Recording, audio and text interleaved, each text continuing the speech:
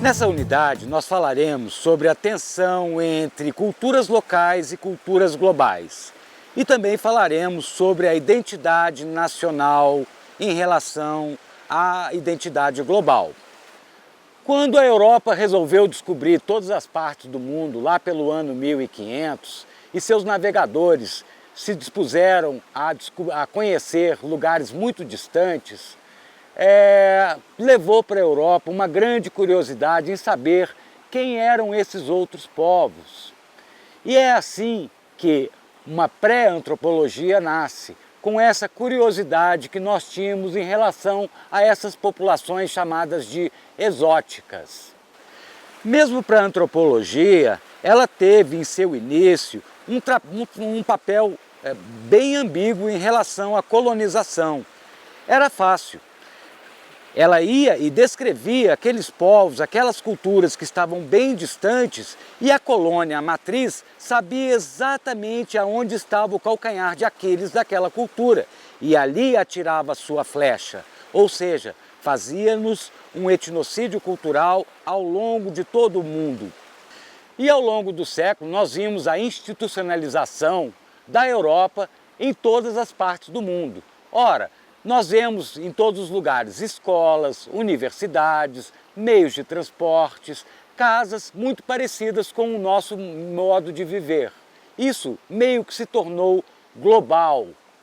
No entanto, as características locais também permanecem, se não intactas, pelo menos transformadas por aquilo que nós já falamos da dinâmica das culturas.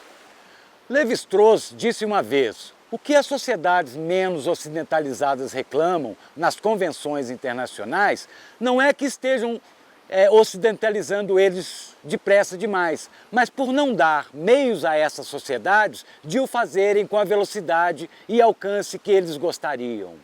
Também, quando o termo globalização, há poucos anos, há poucas décadas, tomou conta do nosso cenário sociológico, muito se falou que as culturas locais iriam se perder para sempre com a uniformização das culturas, o que não é verdade.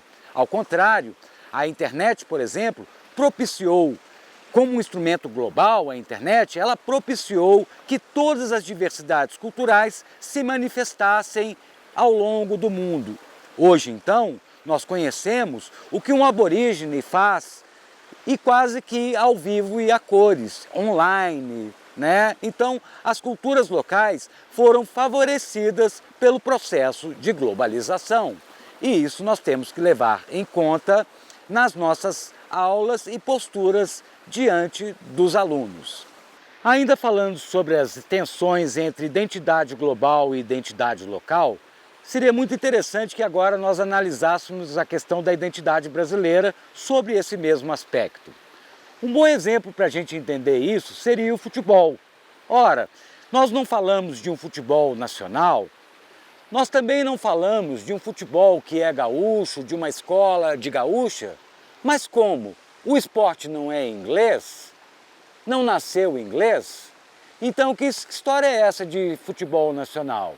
Sim, é possível. Nós temos a nossa capacidade mimética de criar uma nova natureza, aspas, uma nova cultura sobre aquela cultura que nos é imposta.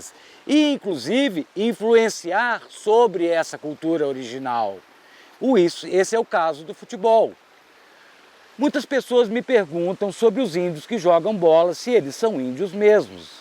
Ora, da mesma maneira em que eles se apropriaram do futebol e fizeram dele um futebol indígena, nós também fizemos do nosso futebol um futebol nacional, um futebol gaúcho, um futebol baiano, um futebol do Amazonas, que é bem diferente, dentro de uma mesma nação, diversos tipos de futebol.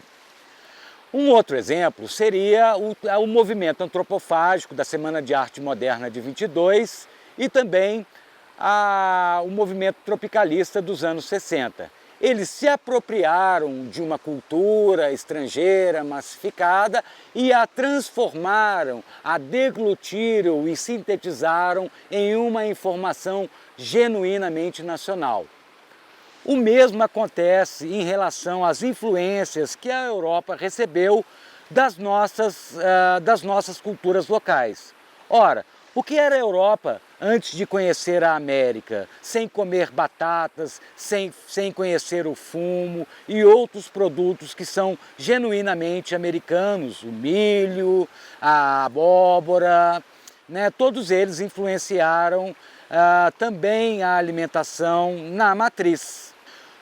Um último exemplo disso seria o banho. Ora, nós não vemos a Europa ou a matriz ou outros lugares do mundo tomarem banho com a quantidade que nós tomamos no Brasil e em outras partes do mundo, ou mesmo na América do Norte.